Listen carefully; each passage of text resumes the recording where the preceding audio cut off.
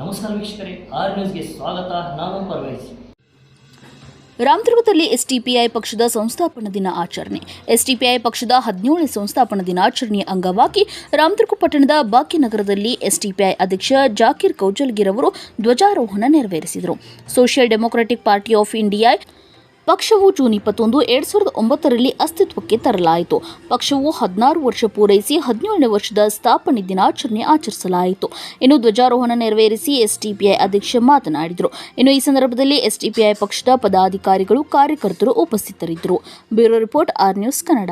ಸಾಮಾಜಿಕ ನ್ಯಾಯ, ಧರ್ಮ ನಿರಪೇಕ್ಷತೆ ಹಾಗೂ ಸಮಾನ ಹಕ್ಕುಗಳ ಹೋರಾಟ ನಡೆಸುತ್ತಿರುವ social democratic party of India 17ನೇ ಸಂಸ್ಥಾಪನಾ ದಿನದ ಹಾರ್ದಿಕ ಶುಭಾಶಯಗಳು.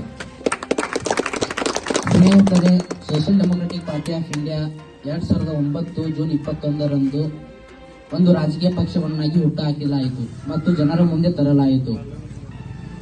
ಈ ಪಕ್ಷ ಯಾಕೆ ಹುಟ್ಟುಹಾಕಲಾಯಿತೆಂದರೆ, ನಮ್ಮ ಭಾರತ ದೇಶದಲ್ಲಿ ಹಲವಾರು ಪಕ್ಷಗಳು ಇವೆ.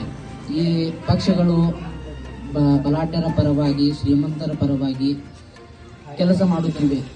ಶೋಷಿತರ, ದಮನಿತರ, ಬಡವರ ಹಕ್ಕುಗಳ ಕೇಳುವುದಕ್ಕೆ ಈ ಪಕ್ಷಗಳು ಯಾವುದೇ ಕಾರಣಕ್ಕೂ ಮುಂದೆ ಬರ್ತಾ ಇಲ್ಲ. ಹಾಗಾಗಿ ಅವರ ಹಕ್ಕುಗಳ ಪರವಾಗಿ ಮಾತನಾಡಲು, ಅವರ ಹಕ್ಕುಗಳನ್ನು ಕೊಡಿಸಲು ಈ ಪಕ್ಷವನ್ನು ಹುಟ್ಟುಹಾಕಿಸಲಾಯಿತು. ಕಳೆದ 16 ವರ್ಷಗಳಲ್ಲಿ social democratic party of India ನಿಸ್ವಾರ್ಥ ಹೋರಾಟ, ಶೋಷಿತರ ಪರ ಧ್ವನಿಯಾಗಿದೆ ಮತ್ತು ಬಡವರ, ಶೋಷಿತರ ಅವರ ಹಕ್ಕುಗಳನ್ನು ಕೊಡಿಸಲು ಈ ಪಕ್ಷ ಧ್ವನಿಯಾಗಿದೆ. ಇದೊಂದು ಚುನಾವಣೆಗೆ ಮಾತ್ರವಲ್ಲ, ಇದೊಂದು ಜನಾಂದೋಲನವಾಗಿದೆ. ನಾನು ಈ ಪಕ್ಷದ ಧೈರ್ಯ ಮತ್ತು ನಿಸ್ವಾರ್ಥ ಹೋರಾಟ, ಆಮೇಲೆ ತಾತ್ವಿಕ